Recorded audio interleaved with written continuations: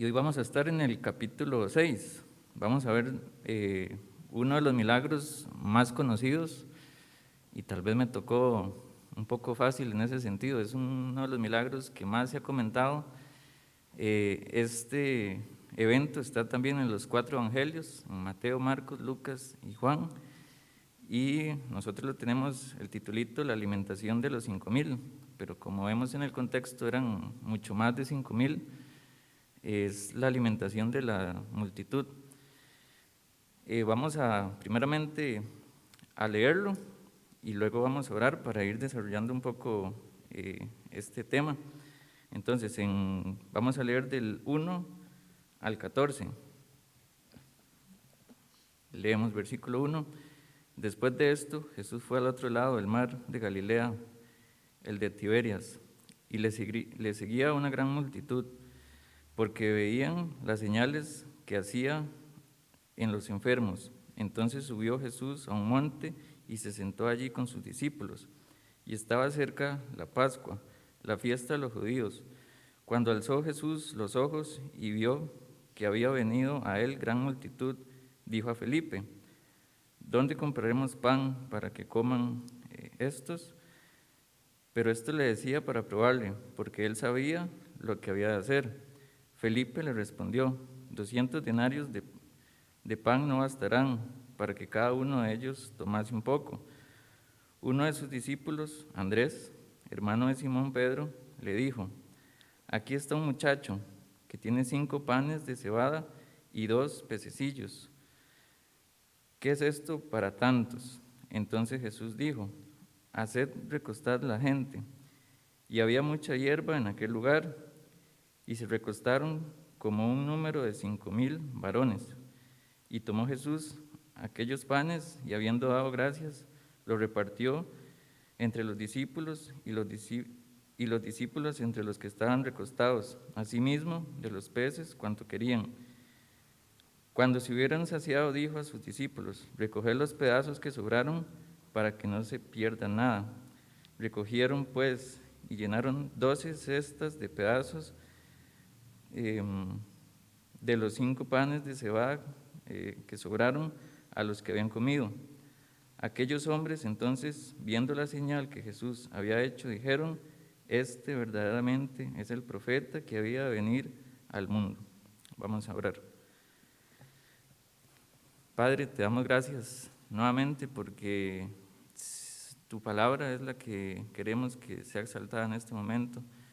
Queremos que tu palabra también llegue a lo más profundo de nuestra vida, que penetre hasta el pensamiento más profundo que tengamos, como dice tu palabra, que penetre hasta los tuétanos, hasta esos lugares que nosotros no sabemos o no tenemos en mente, donde hay algún tipo de orgullo, de pecado, de autosuficiencia en el cual nosotros podemos estar cayendo, o confianza simplemente en otras personas o en algún método y no en ti. Ayúdanos, Señor, a aprender de esta parte del Evangelio, a escudriñarla de una buena forma, y que me uses también, Señor, para que también pueda ser de bendición a todos nosotros, que tu Espíritu sea el que convenza de pecado, de justicia y de juicio, Señor. Todo lo ponemos en tus manos, en el nombre de Jesús. Amén. Para empezar, quiero que pensemos, cada uno de nosotros hemos tenido o tenemos en este momento algún tipo de problemas. Quiero que piensen en ese problema que para ustedes ha sido el más grande, el que ustedes han pensado, pues ya me sobrepasó. Ese problema que ustedes se han rendido y ojalá les venga a la mente rápidamente algún problema que esté pasando o que pasaron en el pasado. El título del mensaje de hoy lo hago a manera de pregunta: ¿qué hacer ante un gran problema? Y justamente con el contexto de la alimentación de la multitud, vemos que había un gran problema que estaba enfrentando estas personas, esta multitud, y vemos que ante ese gran problema también hubo una gran respuesta de parte de Jesús. y él, como vemos ahí también, se compadeció de esa multitud, no teniendo ellos algún mérito por el cual Dios se fijara en ellos para satisfacer esa necesidad. Entonces quiero que tengamos todos en nuestra mente ese problema, ese gran problema que nos está atormentando o que nos atormentó, para seguir leyendo los demás versículos a profundidad. También vamos a dar voy a dar un poco de contexto. Como hemos visto, ya vamos por el capítulo 6, hemos estudiado desde el capítulo 1, el versículo 1, detalladamente con el pastor Mike y Henry, y pues, como les digo, me fue fácil porque también ya traía el contexto de los demás capítulos. La última parte que vimos fue, ¿verdad?, el paralítico de Betsaida, la autoridad del Hijo, que vemos cómo Jesús mismo tenía esa autoridad, y la vez pasada vimos con el pastor Mike también los testigos de Cristo. En el capítulo 6 empieza diciendo, después de esto, o sea, después de estas cosas que ya vimos, viene este otro milagro, pero también quería volver a la estructura del libro de Juan. Sabemos que este libro, Juan, lo dividieron en dos partes. Del capítulo 1, el capítulo 1 era una introducción que da Juan con esa descripción que solamente se da en este evangelio, que esta descripción a mí me encanta y es una de las que me encanta leer siempre. La leo de nuevo, capítulo 1, versículo 1.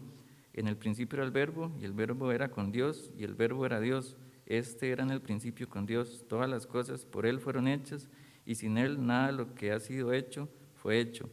En Él estaba la vida, y la vida era la luz de los hombres. La luz en las tinieblas resplandece, y las tinieblas no prevalecieron contra ella. Después ahí sigue dando una descripción, pero también quiero que tengamos en mente, a la hora de leer nuevamente este pasaje, el propósito por el cual Juan escribió todas estas cosas. Y eso lo tenemos en el 20:31, que también ya lo hemos leído, Juan 20:31. También lo hemos leído otras veces, pero quiero enfocarnos a ver esta señal, este milagro, de la manera que Juan quería exponerlo. Capítulo 20 y el versículo 31. Dice, leo desde el 30. Dice, hizo además Jesús muchas otras señales en presencia de sus discípulos, las cuales no están escritas en este libro, pero estas se han escrito para que creáis que Jesús es el Cristo, el Hijo de Dios, y para que creyendo tengáis vida en su nombre. ¿Por qué recuerdo este versículo? Porque justamente se nos da el propósito, ahí literalmente en la palabra de Dios, y vemos una señal, una nueva señal que está haciendo Jesús, que es la alimentación de esta multitud, y justamente Juan puso esta señal en este libro justamente para eso, para que creamos en el nombre del unigénito Hijo de Dios. Pero también quería abarcarlo con este tema, ¿qué hacer ante un gran problema?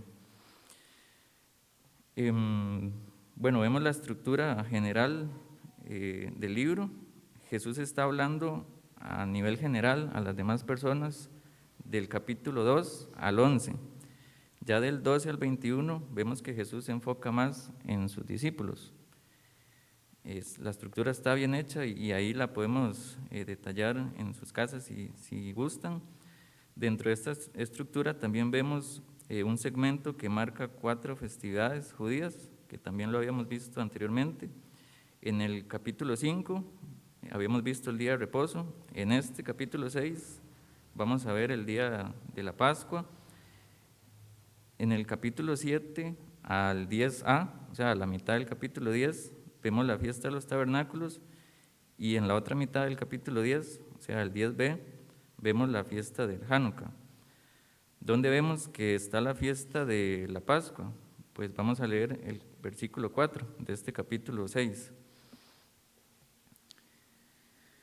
Dice el versículo 4, y estaba cerca la Pascua, la fiesta de los judíos. Entonces, ya nos situamos en un lugar que es en Galilea y en un momento, ¿verdad?, de tiempo, que es esta fiesta de la Pascua. Bueno, como les decía, también vemos esta historia en otros evangelios. Si los que están apuntando y lo quieren apuntar, en Mateo 14, del 13 al 21, también vemos la alimentación de las multitudes. Mateo 14, 13 al 21, en Marcos 6, 30 al 44. De hecho, hay otros detalles que se mencionan en este evangelio, Marcos 6, 30 al 44, y en Lucas 9, del 10 al 17.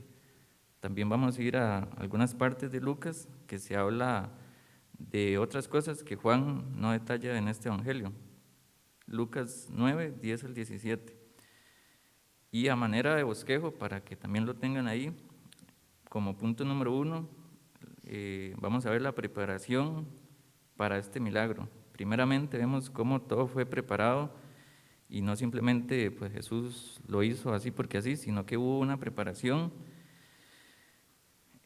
Esto lo vemos de los versículos 1 al 4.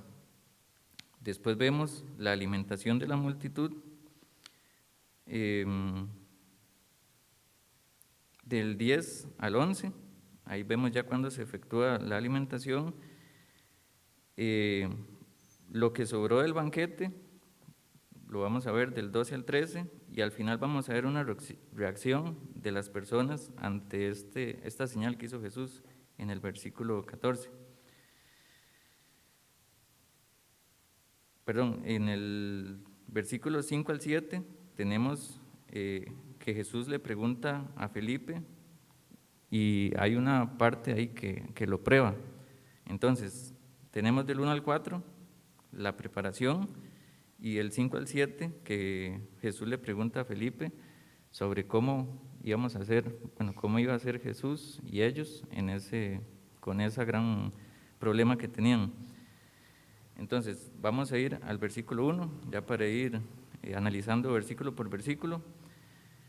Vamos a leer el versículo 1 de nuevo.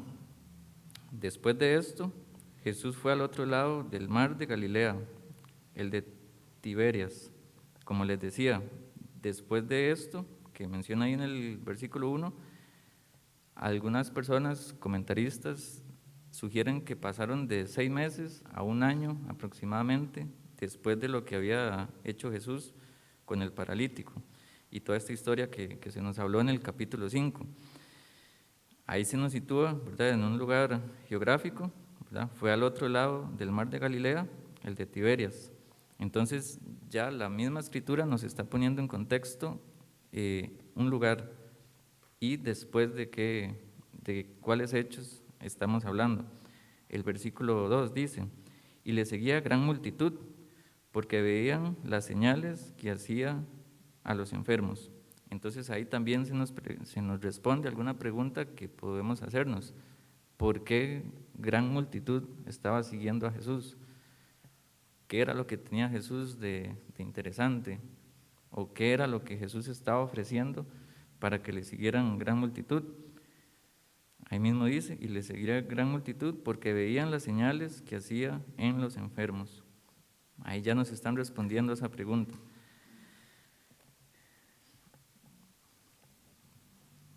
En Lucas menciona con más detalle, vamos a ir a Lucas 9:10, ahí vamos a ver que Jesús fue específicamente a un área para hablar de estas cosas. Lucas 9, versículo 10.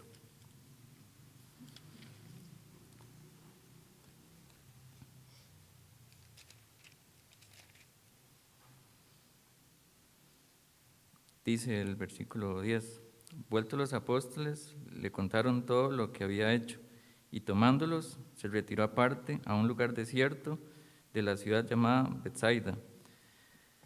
Entonces, lo que quería que viéramos con este versículo es que Jesús tiene una intención de apartarse, de alejarse, a un lugar desierto. Y todo lo contrario, vemos que la multitud le siguió y él queriendo apartarse a un lugar desierto, toda la multitud llegó, le buscó. ¿Por qué? Porque querían ver o ser partícipes de esas señales. Igualmente, ahí en el versículo 11 de Lucas 9, seguimos leyendo, capítulo 9 de Lucas, versículo 11. Y cuando la gente lo supo, le siguió, y él les recibió y les hablaba del reino de Dios y les sanaba a los que necesitaban ser curados.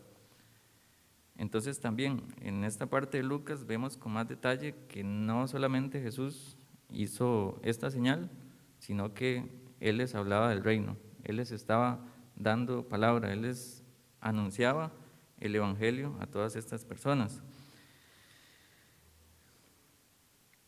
Seguimos leyendo, vamos de nuevo al Evangelio de Juan, seguimos leyendo el versículo 4, que ya lo hemos leído. Bueno, leemos el 3. Entonces subió Jesús a un monte y se sentó allí con sus discípulos. Vemos que en esta parte nada más se nos dice que Jesús fue a un monte y se sentó allí con sus discípulos. Pero ya vimos en Marcos que también les hablaba a la multitud sobre el reino. Dice el versículo 4, y estaba cerca la Pascua, la fiesta de los judíos. Ahora aquí se nos pone un panorama de un escenario donde estamos, ¿verdad? Bueno, en ese contexto ellos estaban en el tiempo de la Pascua. Y esto nos va a ayudar con otras partes de este capítulo 6 que vamos a seguir leyendo los demás miércoles. Pero ellos teniendo en cuenta la Pascua, es donde Jesús hace este milagro de la multiplicación de los panes y donde alimenta a esta multitud con estos panes y los peces.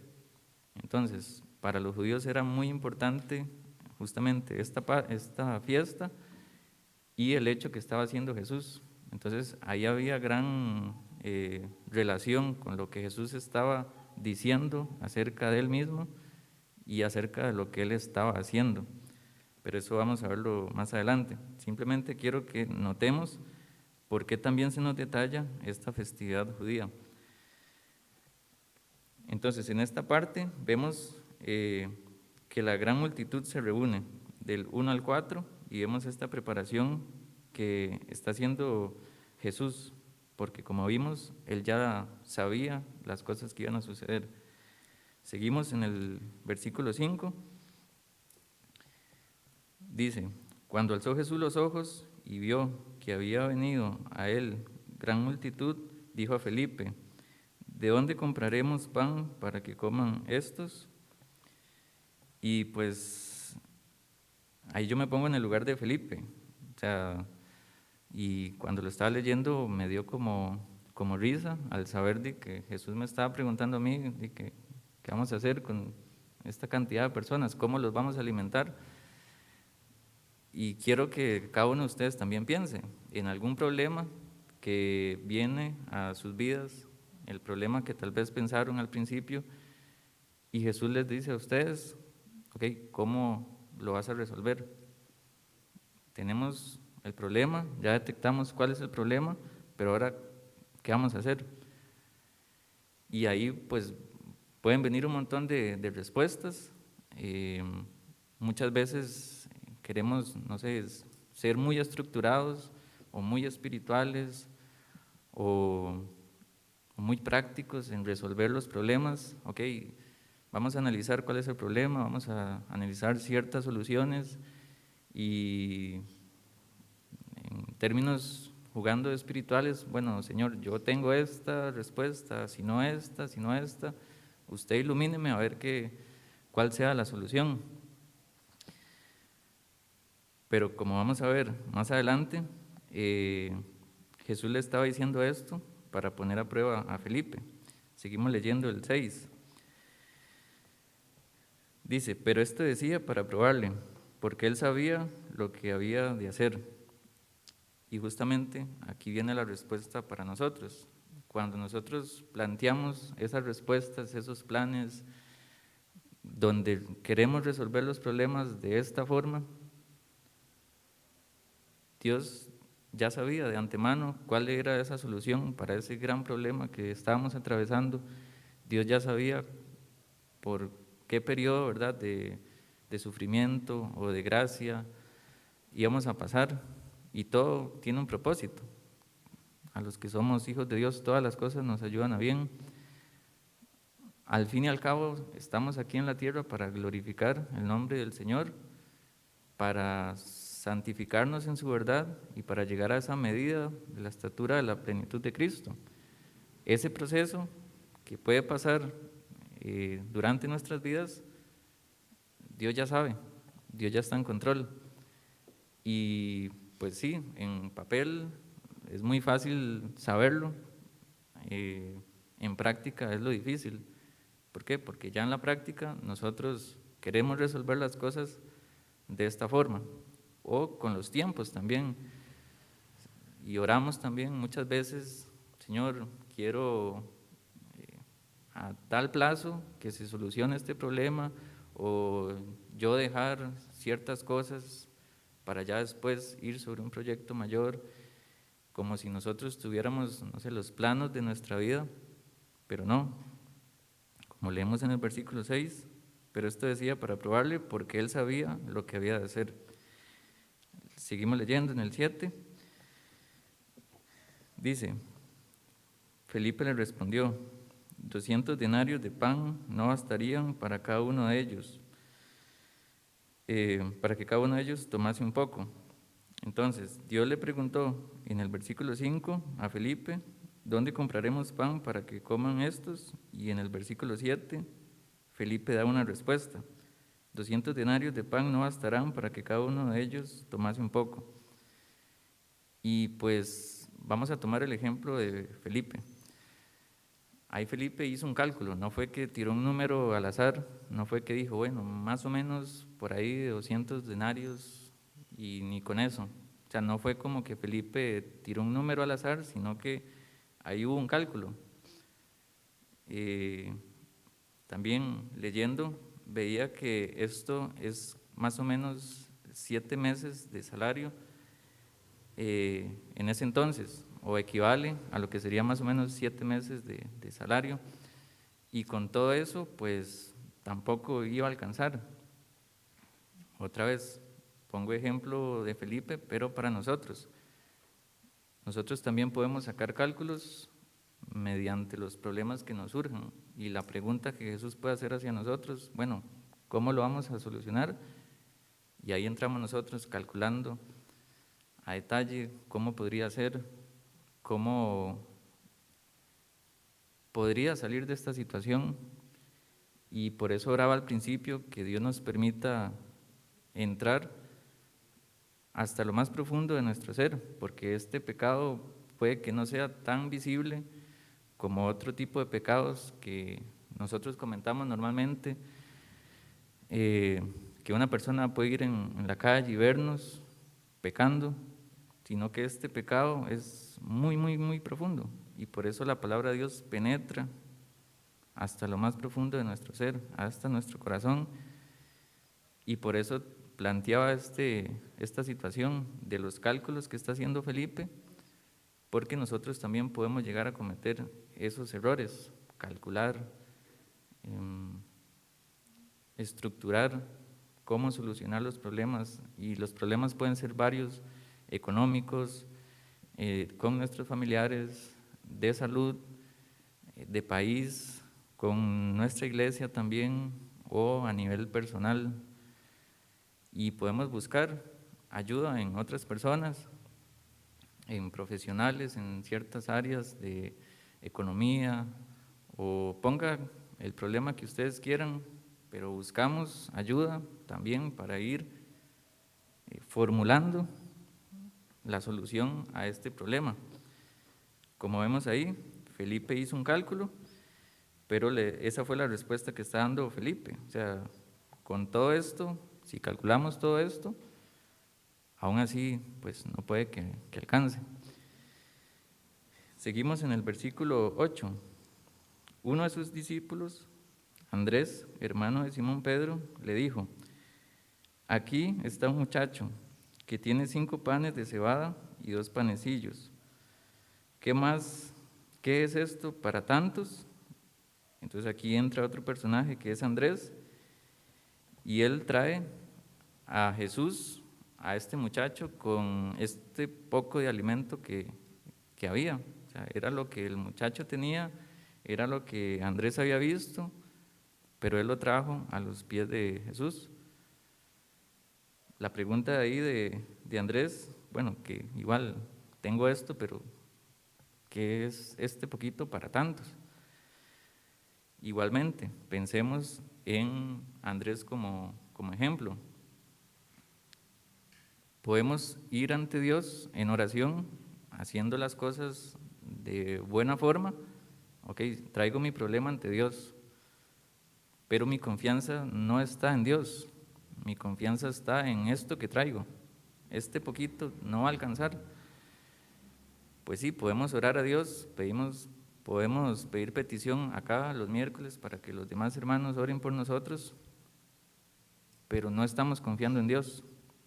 No estamos dejando que Dios tome la situación de ese problema, y es otro de los errores que también podemos ver por medio de este otro personaje. Leemos el 10. Entonces Jesús dijo: hacer recostar la gente. Y había mucha hierba en aquel lugar, y se acostaron como un número de 5,000 varones. Y esto es lo que yo les decía. Otras personas que han estudiado este pasaje hacen un cálculo. Ok, si habían 5,000 varones, ellos no estaban solos, también tenían alguna mujer, unos pues tenían más de una esposa. Entonces pues el cálculo ahí solo con las mujeres de estos varones ya sube a 10,000, y estas personas también no solamente tenían un hijo, sino varios hijos. Entonces un cálculo mínimo pueden ser 15,000 personas. Entonces imaginémonos ya aproximadamente 15,000 personas con hambre, con ya ganas de tener algún tipo de alimento. Y a algunos nos pasa que cuando ya tenemos hambre, pues el humor nos cambia un poquito, o nos da por enojarnos, nos da por llorar, nos da por... Ahí el ambiente cambia y el ambiente ya se empieza a poner un poco tenso. Imagínense más de 5,000 personas, 15,000 personas con hambre. Entonces el ambiente ahí vemos que puede que ya se ponga tensa la situación, y todo este es el panorama que está teniendo Jesús. Y aún así, con este panorama, ya Jesús sabía lo que iba a hacer. Seguimos leyendo el 11. Y tomó Jesús aquellos panes, y habiendo dado gracias, los repartió entre los discípulos, y los discípulos entre los que estaban recostados, asimismo de los peces, cuanto querían. Dice el 12. Y cuando se hubieron saciado, dijo a sus discípulos: recoged los pedazos que sobraron, para que no se pierda nada. Igualmente, podemos ir a otros evangelios y leer otros panoramas, cómo se describe este hecho en los otros evangelios, pero vemos que ahí ya se efectuó el milagro. Jesús tomó eso que le trajeron a él y lo repartió primeramente a los discípulos, y los discípulos a los que estaban recostados. Ahí también podemos sacar una aplicación de que Dios trabaja con orden. Jesús no simplemente hizo el milagro y pum, y todo el mundo cayó por todo lado y todo el mundo agarre, que hay comida para todos, sino que Dios ordenó hacer grupos, y aparte de eso, Jesús les dio a sus discípulos para que los discípulos repartieran a cada uno de ellos. Eso nos puede ayudar a nosotros en nuestras áreas personales, en nuestra iglesia, en algún ministerio en el que estamos participando, a que Dios trabaja con orden. Dios es un Dios de orden, y aún en medio de una situación como la que estaban ellos viviendo, que tal vez el ambiente ya se estaba poniendo un poco pesado, tal vez que ya tengo hambre, o sea, quiero la solución ya. Aún así, Dios mandó, ok, ordenémonos primero. Jesús mandó a hacer grupos y ya, cuando Dios efectuó el milagro, ok, repartamos a cada uno según las necesidades que tienen. Y como vemos en el versículo 12, no solamente cada uno tuvo lo que quería, sino que fueron saciados. Y aparte de eso, sobraron. Entonces Jesús mandó a que recogieran esos pedazos para que nada se desperdiciara. Otra aplicación que podemos sacar de acá es que Dios responde según nuestra necesidad. De nuevo, tenemos este problema en mente y Dios va a responder no a como nosotros queremos que se responda. Tal vez no va a ser así como Dios va a responder, pero sí se va a responder de acuerdo a nuestras necesidades, de acuerdo al propósito que Dios tenga para nosotros. Y tal vez nosotros no nos demos cuenta de esa respuesta. Tal vez pase en nuestra vida ciertas situaciones y para nosotros, según nuestro panorama, nunca se respondió. Pero vemos que Dios siempre tiene una respuesta y la respuesta oportuna y adecuada.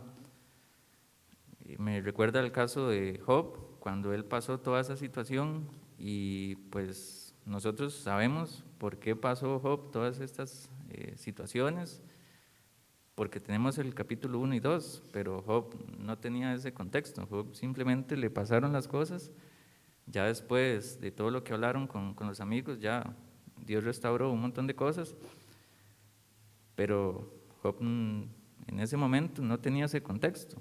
Igualmente puede pasar por nosotros en nuestras vidas y ver que los problemas están ahí, y por qué a mí, y por qué no a otros, y justamente por qué en este momento es que me está pasando, pero no, Dios no tiene que responder a esas preguntas que nosotros le hacemos.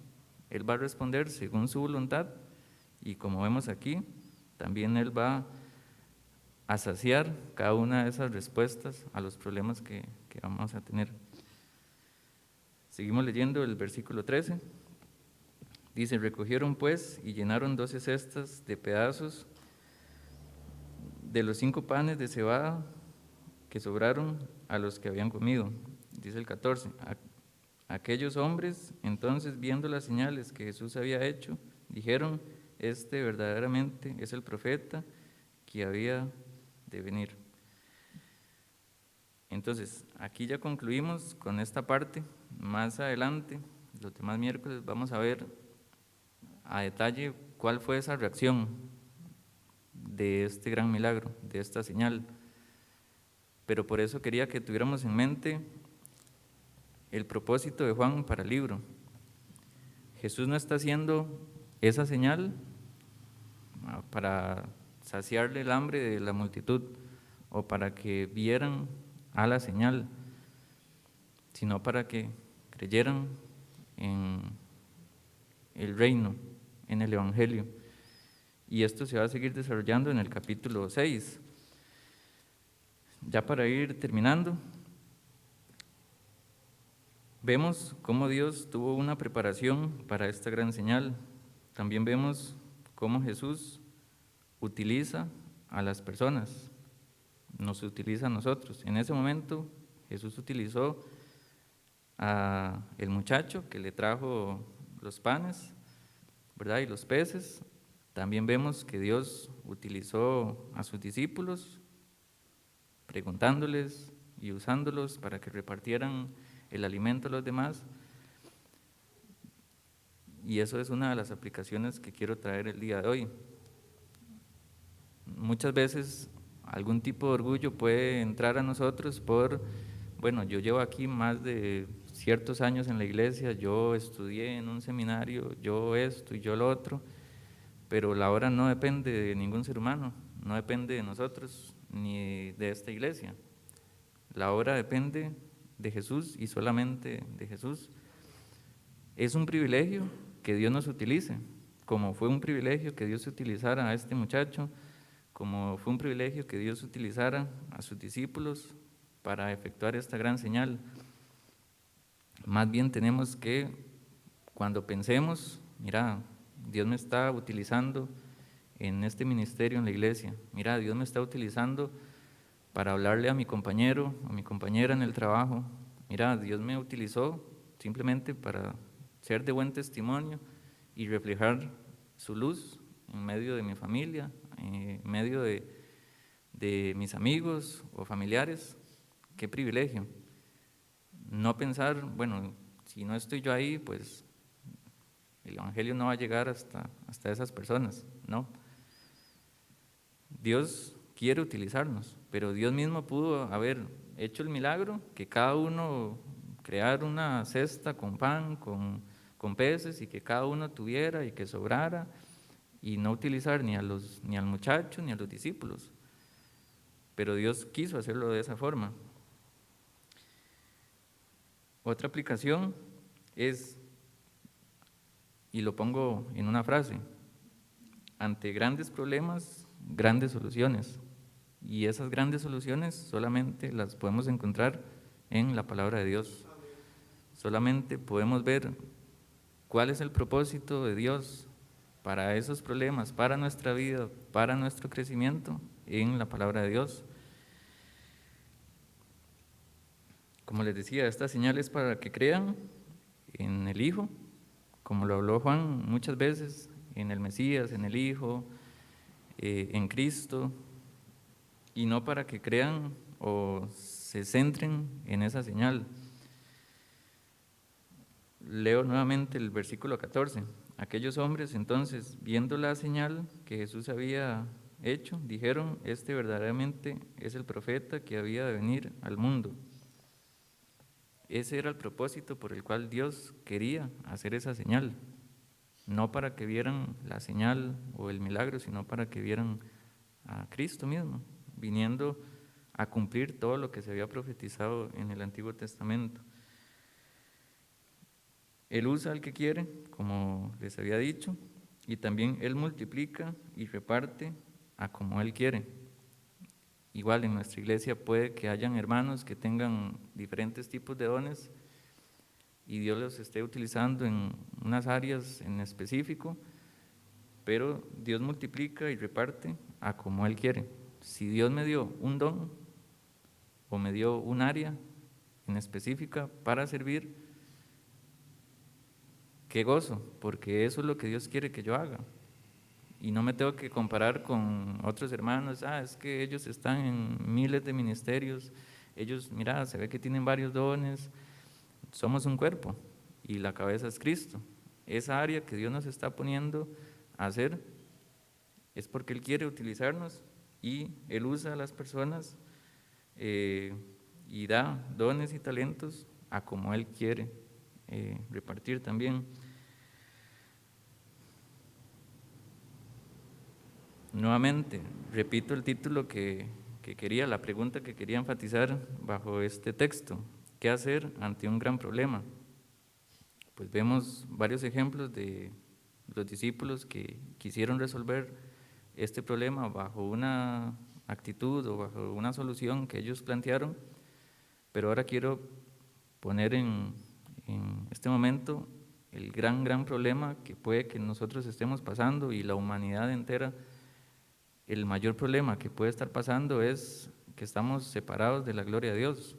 Ese es el problema que más nos tiene que más nos tenemos que concentrar, más tenemos que pensar. Dice la Biblia que la paga del pecado es muerte,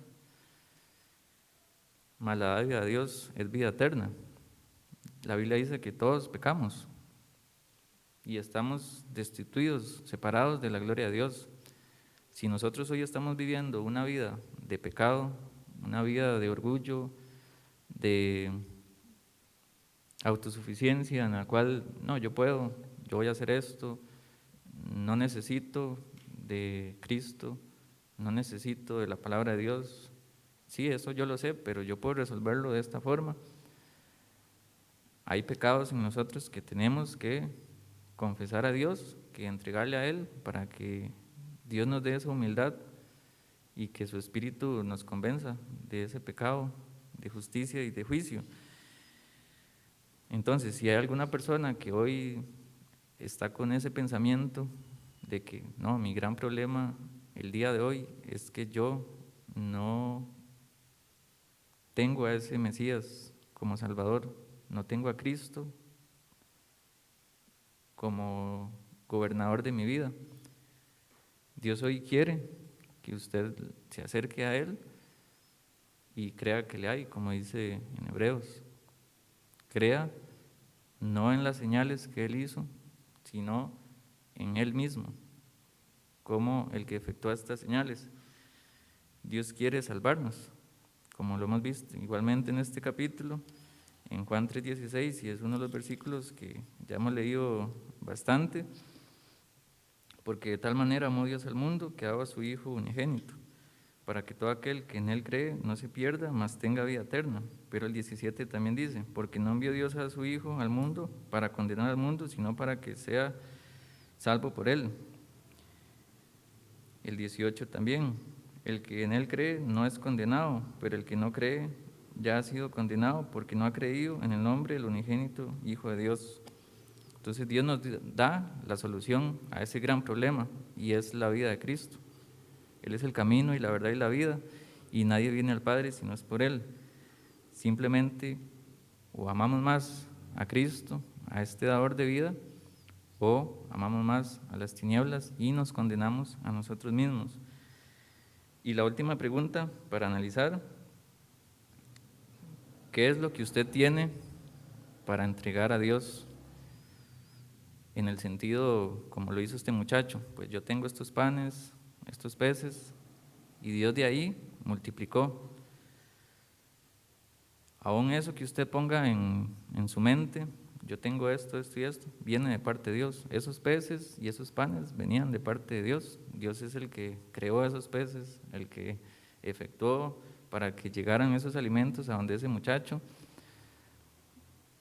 No fue que Él los creó, Dios le dio esos alimentos a ese muchacho. El muchacho lo entregó a Jesús y Él multiplicó de esa gran manera. Igualmente, Dios nos da dones y talentos, como lo hemos visto estos domingos. Ok, ¿cómo lo vas a entregar? Ya sabes cuáles dones tienes. Si no, podemos investigar en la palabra, podemos ver los mensajes que se han compartido domingo tras domingo y ponerlos a los pies del Señor para que sean efectivos aquí en la iglesia. Hay muchas personas que tal vez están teniendo un don que va a ser muy útil para este momento, para nuestra iglesia, pero tenemos que llegar con humildad ante Dios y entregar eso que Él nos ha dado. Vamos a orar. Señor Jesús, te damos gracias porque nuevamente podemos ver en otra parte de este evangelio cómo has hecho otra señal para que en ese contexto, en ese momento, ellos creyeran en el nombre del unigénito Hijo de Dios. Igualmente, nuevamente se ha expuesto aquí en nuestra congregación para que nuevamente creamos en el nombre del unigénito Hijo de Dios. Oramos para que tu palabra no solamente llegue a nuestros oídos, sino que también penetre hasta lo más profundo de nuestro ser y que con humildad nos ayudes a entregar todos los pecados que tenemos o aún los que tenemos muy dentro de nosotros, que tu palabra misma sea la que remueva todos esos pecados y que, como dice tu palabra en 1 Juan, tú eres fiel y justo para perdonar cada uno de esos pecados y limpiarnos de toda maldad. Ponemos todo lo que sigue en tus manos, Señor, y guárdanos de regreso a nuestros hogares, en nombre de Jesús. Amén.